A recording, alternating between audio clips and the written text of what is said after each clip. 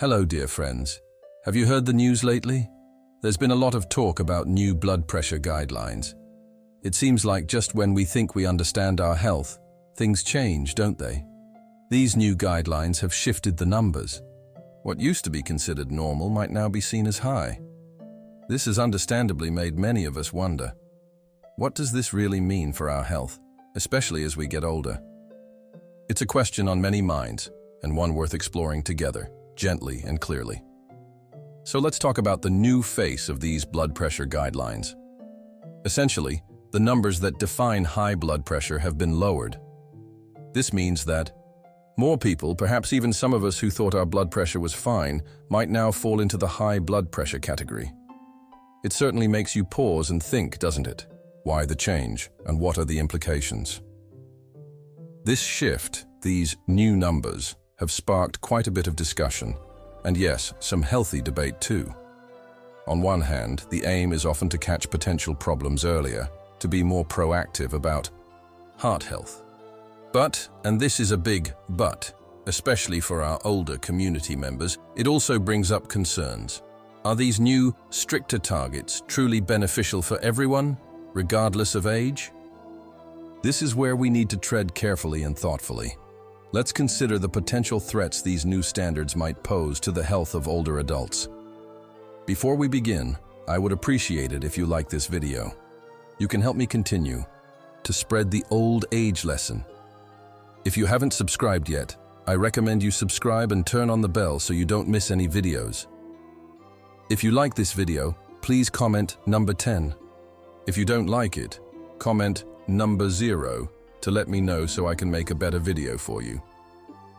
Now, let's get started. Firstly, we need to remember that our bodies change as we gracefully age. It's a natural part of life. Our body's functions, including how it regulates blood pressure, might not be as quick or as flexible as they were in our younger years. Think of it like an older car. It still runs, but you might need to be a bit more gentle with it. Our blood vessels can become a bit stiffer, and our kidneys, which play a role in blood pressure, might work a little differently. So, if we try to aggressively lower blood pressure to meet these new, very low targets, it could sometimes cause more problems than it solves. Imagine feeling dizzy, lightheaded, or even increasing the risk of a fall because blood pressure drops too low. These are real concerns, and I've heard stories, and perhaps you have too, from friends or family members. There are instances where older individuals, diligently trying to follow new, stricter blood pressure advice, started to feel unwell. Perhaps they felt unusually tired, or that familiar lightheadedness when they stood up too quickly became more frequent. In some more concerning situations, trying to force blood pressure down to very low levels has been linked to other health issues, popping up or existing ones getting worse. It's like trying to fit everyone into the same size shoe. It just doesn't work, and it can be uncomfortable, even harmful. It's not just anecdotal stories either.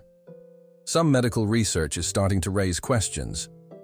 Studies are looking into whether pushing blood pressure to these new lower levels in older adults truly leads to a longer, healthier life for everyone.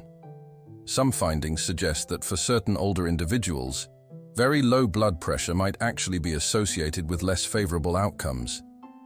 This could include a higher risk of certain problems, or not necessarily a decrease in heart or brain-related incidents as hoped. It's a complex picture, and the evidence is still being gathered and debated. This brings us to the different viewpoints we're hearing, a real collision of opinions. Within the medical community itself, there isn't one single universally agreed upon answer. Some doctors and health organizations strongly support the new guidelines, believing they will save more lives in the long run by being more aggressive against high blood pressure. They point to studies that suggest benefits from lower targets. However, other experts, particularly those specializing in geriatric medicine, the care of older adults, express caution. They emphasize that older individuals are not just older versions of younger people. Their bodies are different. Their health needs are different.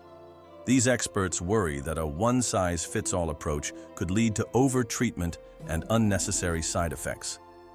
And then there are the patients themselves and their families. You. Us.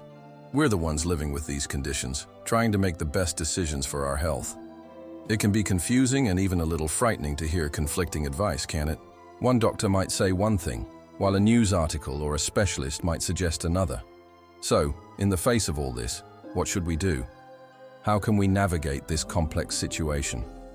Let's start with what our healthcare providers can do. The most important thing is to move towards personalized care. This means doctors and nurses should look at each older person as an individual.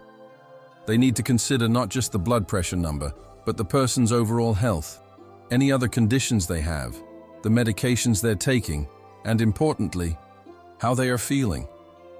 A blood pressure target that's right for a healthy 70-year-old might be very different from what's best for an 85-year-old with multiple health concerns. They also need to provide clear, understandable guidance and be open to discussing our concerns. Now, what about us?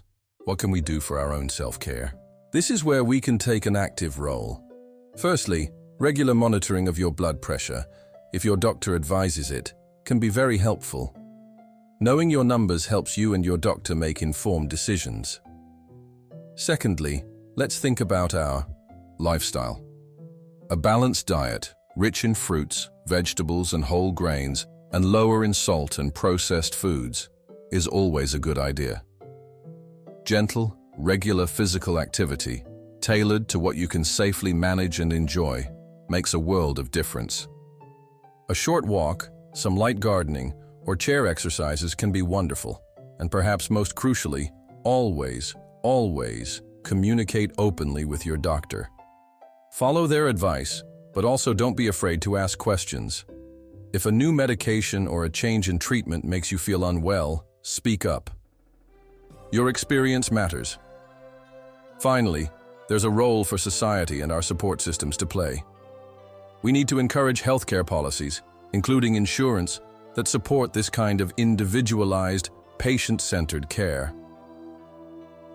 Strong community health. Services like local clinics or visiting nurse programs can also provide invaluable support for older adults managing chronic conditions like high blood pressure. Making healthcare accessible and affordable is key to ensuring everyone can get the best possible support. So as we reflect on these new blood pressure guidelines, it's clear they've opened up an important conversation. They remind us that while guidelines can be helpful, they are not absolute rules to be followed blindly, especially when it comes to the diverse health needs of older adults. We need to approach these new standards with a degree of caution and a lot of common sense. The goal should always be to enhance health and well-being, not just to chase a specific number on a machine. It's about quality of life, feeling good, and being able to enjoy our days. Let's empower ourselves with knowledge, engage in open conversations with our healthcare providers, and advocate for a thoughtful, individualized approach to managing blood pressure in our later years. Our health is precious, and it deserves careful, considered attention. Thank you for joining me in thinking about this important topic today. Take good care of yourselves, and remember, your well-being is what matters most.